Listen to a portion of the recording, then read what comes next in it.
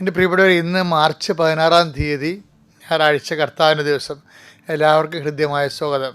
ഏറ്റു പ്രാർത്ഥിക്കുക. അമ്മേ, പരിശുദ്ധ അമ്മേ, അമ്മേ പരിശുദ്ധമ്മേ, ദൈവമാതാവേ, ദൈവമാതാവേ, കൃപാസനത്തിലൂടെ ഞങ്ങളുടെ ദേശത്തിനും അമ്മ മാധ്യം തേടി തന്ന എല്ലാ അനുഗ്രഹങ്ങൾക്കും കൃപകൾക്കും ഞങ്ങളിപ്പോൾ ഹൃദയം നിറഞ്ഞ നന്ദി പറയുന്നു. അമ്മേ പരിശുദ്ധ ദൈവമാതാവേ, 2004 ഡിസംബർ 7 തീയതി ഉച്ചകഴിഞ്ഞ് 2:30 കൃപാസനത്തിൽ സംഭവിച്ച അമ്മയുടെ പ്രത്യക്ഷപ്പെടലിനെ കുറിച്ച് തിരുസഭയ്ക്ക് സമർപ്പിച്ചിരിക്കുന്ന പഠനരേഖകളുടെ മേൽ സഭാത്മകമായ പഠനം ആരംഭിക്കുവാൻ ഞങ്ങൾ താഴ്മയോടെ പ്രാർത്ഥിക്കുന്നു. അമ്മേ പരിശുദ്ധമ്മേ, ഭൂസ്വർലോകങ്ങളുടെ രാജ്ഞിയായ അങ്ങേക്ക് ഭൗമ സംരക്ഷണത്തിനായി പ്രപഞ്ചപ്രകൃതിയെ തന്നെ തിരുസഭ പ്രതിഷ്ഠിക്കുവാൻ ഈ പ്രത്യക്ഷീകരണം വഴി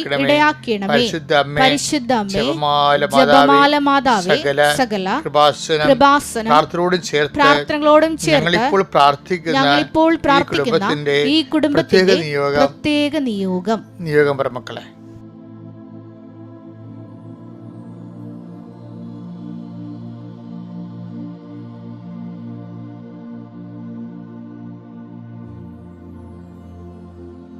അമ്മയുടെ പ്രത്യക്ഷീകരണത്തിന്റെ ഈ അനുഗ്രഹവേളയിൽ ഞങ്ങൾക്ക് സാധിച്ചു തരുവാൻ കനിയണമേ. ആമേൻ. വിശ്വാസ പ്രമാണം. സർവശക്തനായ പിതാവും ആകാശത്തിന്റെയും ഭൂമിയുടെയും സൃഷ്ടാവുമായ ദൈവത്തിൽ ഞാൻ വിശ്വസിക്കുന്നു. അവിടുത്തെ ഏകപുത്രനും ഞങ്ങളുടെ കർത്താവുമായ ഈശോമിശിഹായിലും ഞാൻ വിശ്വസിക്കുന്നു. ഈ പുത്രൻ പരിശുദ്ധാത്മാവിനാൽ ഗർഭസ്ഥനായി കന്യകാമറിയത്തിൽ നിന്ന് പിറന്ന് പൊന്തിയോസ് പീലാത്തോസിന്റെ കാലത്ത് പീഡകൾ സഹിച്ച് കുരിശിൽ തറയ്ക്കപ്പെട്ട് മരിച്ച് അടക്കപ്പെട്ട് പാതാളങ്ങളിൽ ഇറങ്ങി മരിച്ചവരുടെ ഇടയിൽ നിന്ന് 3-ാം നാൾ ഉയർത്ത് സ്വർഗത്തിലേക്ക് എഴുന്നള്ളി സർവശക്തിയുള്ള പിതാവായ ദൈവത്തിന്റെ വലതുഭാഗത്തിരിക്കുന്നു. അവിടെ നിന്ന് ജീവിക്കുന്നവരെയും മരിച്ചവരെയും വിധിക്കുവാൻ വരുമെന്നും ഞാൻ വിശ്വസിക്കുന്നു. പരിശുദ്ധാത്മാവിലും ഞാൻ വിശ്വസിക്കുന്നു. വിശുദ്ധ കത്തോലിക്കാ സഭയിലും പുണ്യവാന്മാരുടെ ഐക്യത്തിലും പാപങ്ങളുടെ മോചനത്തിലും ശരീരത്തിന്റെ ഉയർപ്പിലും നിത്യമായ ജീവിതത്തിലും ഞാൻ വിശ്വസിക്കുന്നു. ആമേൻ. സ്വർഗ്ഗസ്ഥനായ ഞങ്ങളുടെ പിതാവേ, അങ്ങയുടെ നാമം പൂജിതമാകണമേ. അങ്ങയുടെ രാജ്യം വരണമേ. അങ്ങയുടെ തിരുമനസ് സ്വർഗത്തിലെ പോലെ ഭൂമിയിലും ആകണമേ. അന്നു വേണ്ടുന്ന ആഹാരം ഇന്ന് ഞങ്ങൾക്ക് തരണമേ. ഞങ്ങളോട് തെറ്റ് ചെയ്യുന്നവരോട് ഞങ്ങൾ ക്ഷമിക്കുന്നത് പോലെ ഞങ്ങളുടെ തെറ്റുകൾ ഞങ്ങളോടും ക്ഷമിക്കണമേ.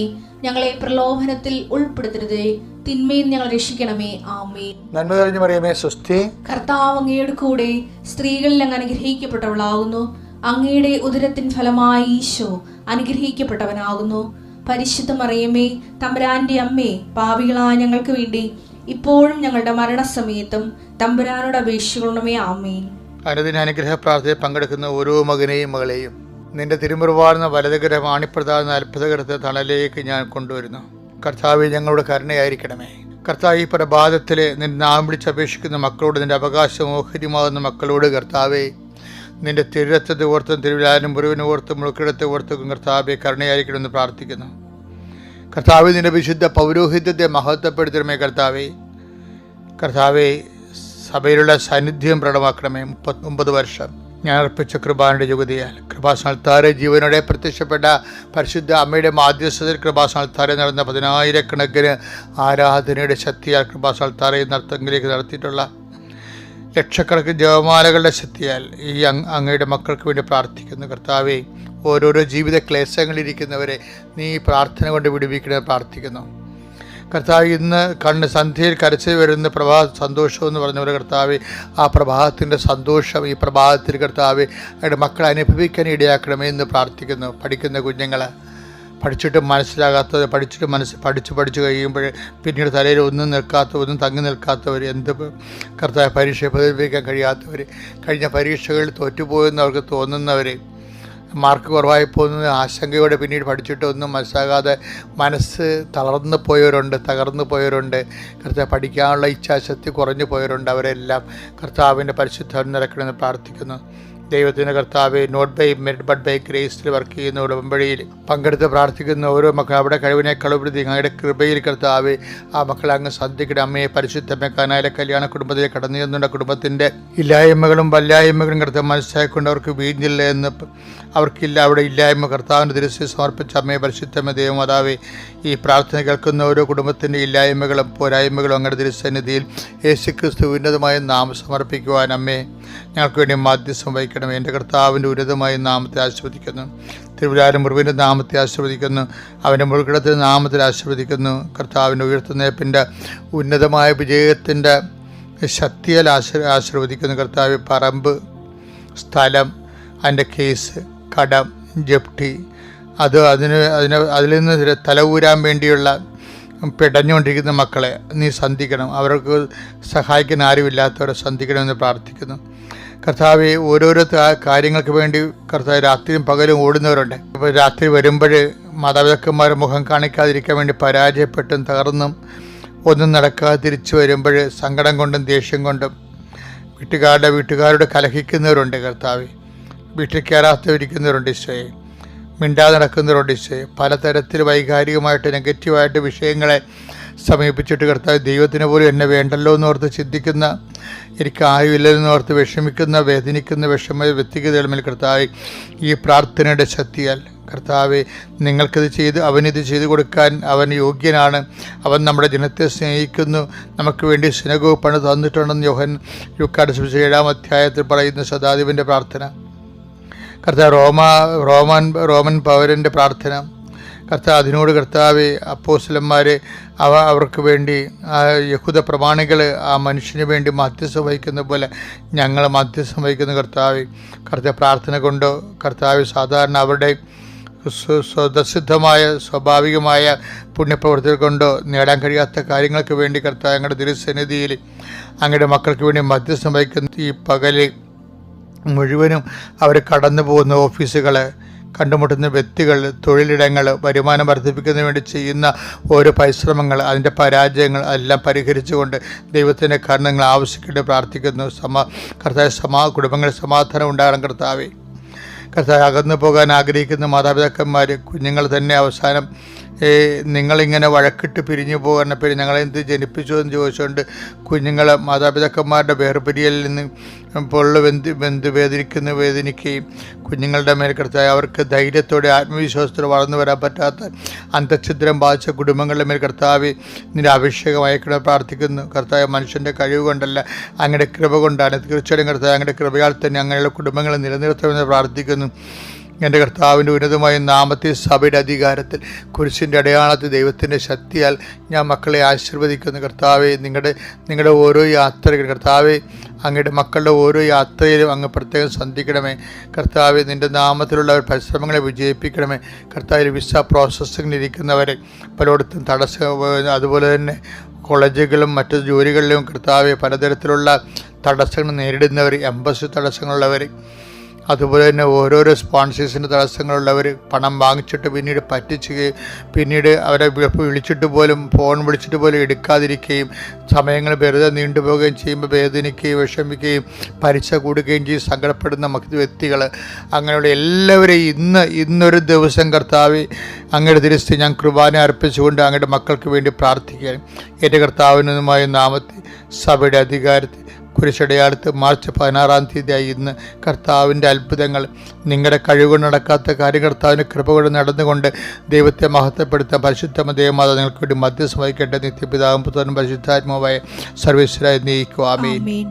നോൻപ് കാലത്തിൻ്റെ ഒരു പ്രധാനപ്പെട്ട ഉദ്ദേശം വിശപ്പറിയുക എന്നല്ലേ. നമ്മൾ ഉച്ചയ്ക്ക് ഉപവസിക്കുന്നവരുണ്ട്. പണ്ടത്തെ പോലൊന്നും അല്ലേടാ. എൻ്റെ കുഞ്ഞുനാളിലൊക്കെ ദുഃഖവെള്ളിയാഴ്ച വരെ മനുഷ്യൻ മൂക്കറ്റം തിന്നിട്ട് അവസാനം യൂതന്മാരെ കണ്ണു പൊട്ടിക്കാൻ വേണ്ടി കശുവണ്ടി ചുട്ട് തിന്ന് 2 ഏമ്പൊക്കെ വേണ്ടി വള്ളിയിൽ പോയ കാലമുണ്ട്. വിവരമില്ലാത്തൊരു കാലം ഉണ്ടായിരുന്നു. അജ്ഞതയുടെ കാലഘട്ടം എന്ന് പറയും. നമ്മൾ പണ്ടത്തെ കേമത്വമൊക്കെ പറയുന്നുണ്ടെങ്കിലും ഇതുപോലുള്ള അഭ്യാസങ്ങൾ നടന്നിരുന്നുണ്ട്. പക്ഷെ ഇന്നങ്ങനല്ല. ഇന്ന് ഉള്ളവനുമുണ്ട്, ഇല്ലാത്തവനും ഇല്ലെന്നേ ഉള്ളൂ. ഇന്ന് വിശുദ്ധിയിലും ഒത്തിരിയേറെ വിശുദ്ധിയിലും ദൈവത്തിൻ്റെ ഭക്തിയിലും സുവിശേഷത്തിൻ്റെ സാക്ഷ്യം ജീവിക്കുന്ന ലക്ഷക്കണക്കിന് മനുഷ്യരുണ്ട്. പക്ഷേ അവരാരിങ്ങനെ കൊട്ടിക്കോഷിക്കണില്ലെന്ന് മാത്രമേ ഇന്നത്തെ പ്രശ്നമുള്ളൂ. നോൻപ് കാലം എന്ന് പറയുമ്പോൾ വിശപ്പ് അറിയുക എന്നാണ് അതിൻ്റെ അകത്ത് പ്രധാനപ്പെട്ട വിഷയം. അതുകൊണ്ടാണ് അത് വെച്ചാൽ നമ്മുടെ വിശപ്പ് നമ്മളറിയുക. അതെന്തിനാണ് നമ്മുടെ വിശപ്പ് നമ്മളറിയണത്? എന്തിനാണ്?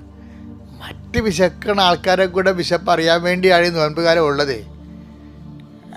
മനസ്സിലായില്ലേ? ഇപ്പം ഇന്ന് ഉപവസിച്ച് ആ ഊണിൻ്റെ കാശ് കൊണ്ട് ഈസ്റ്റർ കഴിയുമ്പോൾ 2 ഊണ് കഴിക്കണമല്ല.